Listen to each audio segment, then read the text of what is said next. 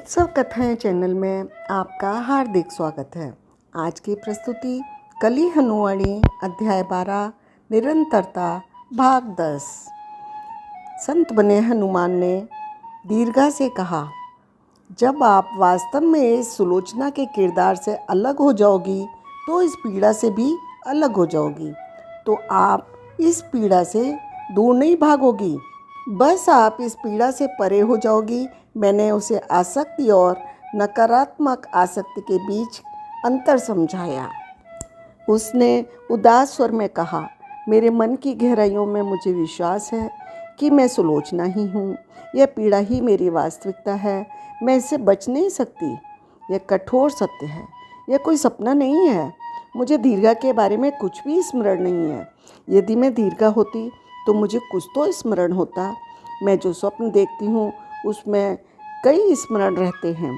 मुझे दीर्घा के बारे में कुछ भी स्मरण नहीं है।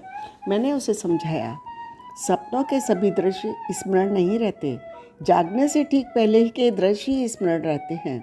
अर्थात स्वप्न लोक से बाहर निकलते समय, मानव लोक में प्रवेश करने के समय जो दृश्य आते हैं वही स्मरण रहते हैं।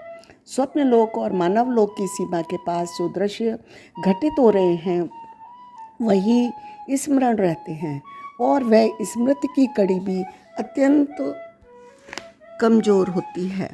यदि जागने के पश्चात सपने के बारे में विचार न किया जाए तो वे स्मृतियाँ भी बहुत शीघ्रता से लुप्त हो जाती हैं। आपको दीर्घा के बारे में कुछ भी स्मरण नहीं है, क्योंकि दीर्घा के लोक और सुलोचना के लोक के बीच कोई कड़ी नहीं है। वे दोनों लोक पारस्परिक रूप से अनन्य और एक दूसरे से दूर हैं। उसने पूछा, संत जी, स्वप्न लोक में प्रवेश करना तो बहुत सरल है। यहाँ पर सोते ही हैं और मैं वहाँ पहुँच जाती हूँ। क्या ऐसा कोई सरल उपाय है जिससे कि मैं सुलोचना के रूप में सो जाऊँ और दीर्घा के रूप में जाग जाऊँ? मैंने उत्तर दिया, सुलोचना की पहचान एक साधारण मनुष्य की है, जबकि दीर्घा की पहचान देवताओं के सहायक की है। सुलोचना की आत्मा को ठीक करने के लिए आपको यहाँ भेजा गया था।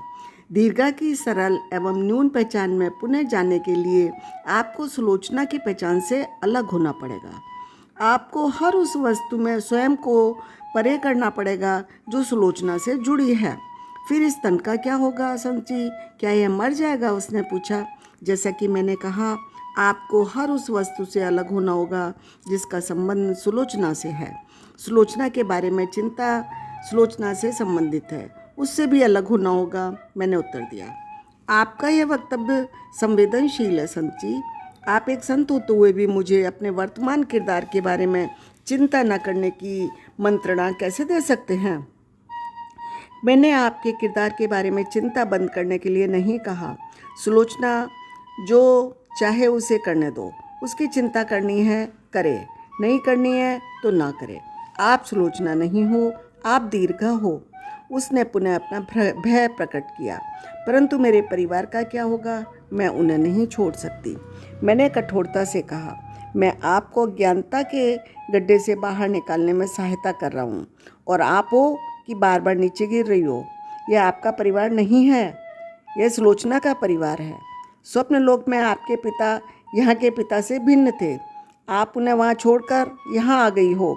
हर दृश्य में किरदार के अन्य वस्तुओं और व्यक्तियों के साथ कुछ संबंध होते हैं।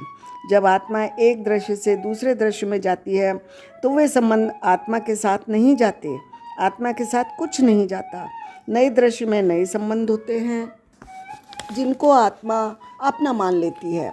सुलोचना से संबंधित हर व्यक्ति या वस्तु यहीं रहेगी। दीर्घा के संबंध कुछ और हैं। दीर्घा के लिए उनके इष्ट देव श्री विष्णु ही हैं सब कुछ। उसे और कोई संबंध चाहिए भी नहीं। उसने हठपूर्वक कहा, मैं मात्र आश्वासन चाहती हूँ संत जी।